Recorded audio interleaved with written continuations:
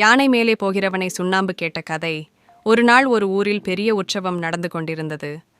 ஊரின் பணக்காரர் ஒருவர் யானையில் அலங்கரித்து கோவிலுக்கு போக ஆரம்பித்தார். அவரை வழியோரத்தில் பலர் கண்டு வியந்து பார்த்தனர்.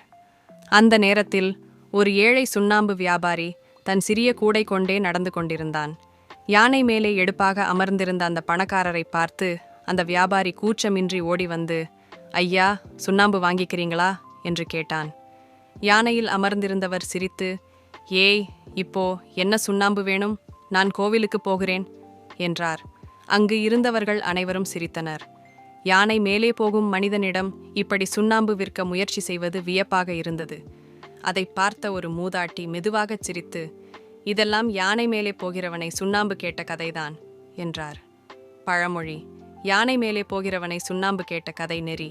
மாரல்: பெரிய காரியங்களில் ஈடுபட்டிருப்பவரிடம் அச்சமயம் உதவியளிக்க முடியாதவர்கள் உதவி கேட்டால் அது வேடிக்கையாக முடியும். முருகப்பெருமானை நம்பினால் சேனலை லைக் செய்யவும், உங்கள் எண்ணங்களை கமெண்ட் செய்யவும், வீடியோவை பகிரவும் மற்றும் சேனலுக்கு குழு சேரவும்.